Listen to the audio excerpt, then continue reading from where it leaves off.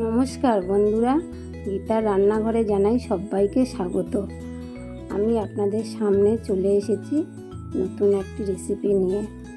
তো এখানে চিংড়ি মাছ দিয়ে কাটোয়া ডাঁটার চচ্চড়ি। তো আপনারা দেখতে থাকুন আমি কেমনভাবে বানাই। তো বন্ধুরা, প্রথমেই আমি নিয়েছি 250 গ্রাম চিংড়ি মাছ। তো বন্ধুরা, এরপরে নিয়েছি লঙ্কা গুঁড়ো, হলুদ গুঁড়ো, জিরে গুঁড়ো, স্বাদ অনুযায়ী নুন, পরিমাণ মতো চিনি, কুচানো পেঁয়াজ, ফোড়নের জন্য 5 ফোড়ন, চেরা কাঁচা লঙ্কা এবং শুকনো লঙ্কা। সবজির মধ্যে নিয়েছি আলু, পটল, ঝিঙে এবং এই রেসিপির প্রধান উপকরণ কাটোয়া ডাঁটা। কড়ার মধ্যে দিয়ে দিলাম সরষের তেল।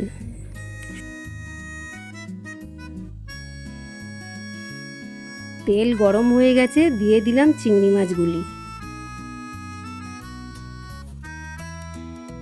চিংড়ি মাছের মধ্যে দিয়ে দেব নুন এবং হলুদ।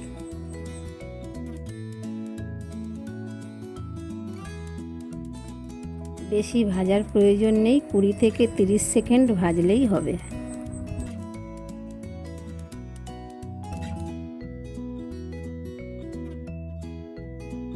চিংড়ি মাছগুলি নামানোর পর আবারও কড়াইতে দিয়ে দেব সরষের তেল। তেল গরম হয়ে আসলে দিয়ে দেবো 5 ফোড়ন এবং শুকনো লঙ্কা। ফোড়নের ফ্লেভারটি ছড়িয়ে গেলে দিয়ে দেবো কুচনো পেঁয়াজ। বন্ধুরা, আমি এই রান্নাটি কিন্তু পুরোটাই মিডিয়াম টু লো ফ্লেমে করেছি। পেঁয়াজটি ভাজা হয়ে যাওয়ার পরে দিয়ে দেবো চেরা কাঁচা লঙ্কা। এবার আমি দিয়ে দেব কেটে রাখা আলু, পটল এবং ঝিঙে।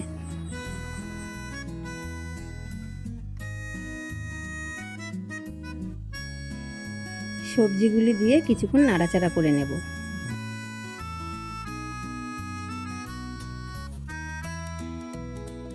দিয়ে দিলাম সামান্য পরিমাণে নুন।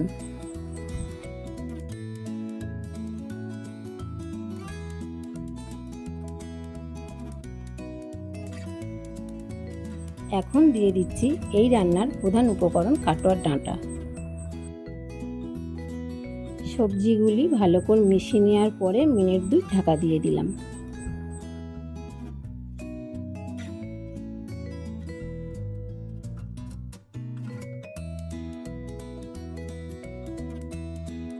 দিয়ে দিলাম লঙ্কা গুঁড়ো, হলুদ গুঁড়ো এবং জিরে গুঁড়ো।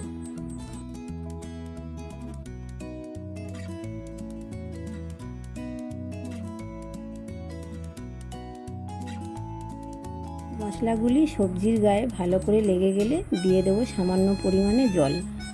জল দেওয়ার কারণ হলো মশলাগুলি যাতে পুড়ে না যায়।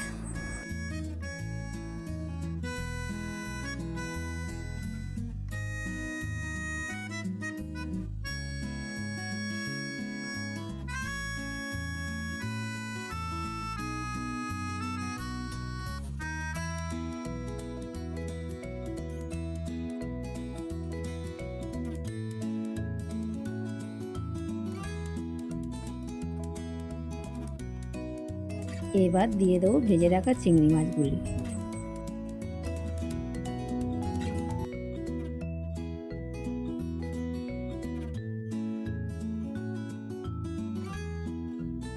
চিংড়ি মাছগুলো দিয়ে আমি শেষবারের মতো ঢাকা দিয়ে দিলাম।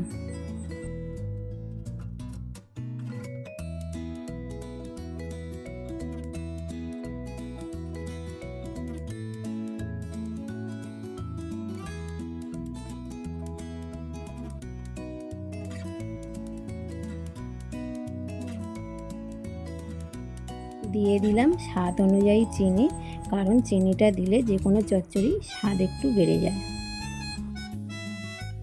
আমার রান্নাটি প্রায় শেষের পথে, কিছুক্ষণ পরেই আমি নামিয়ে নেব।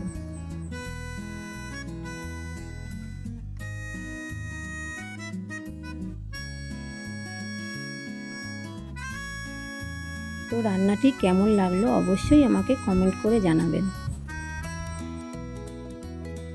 পুরো ভিডিওটিতে আমার সাথে থাকার জন্য ধন্যবাদ। দেখা হচ্ছে পরের ভিডিওতে।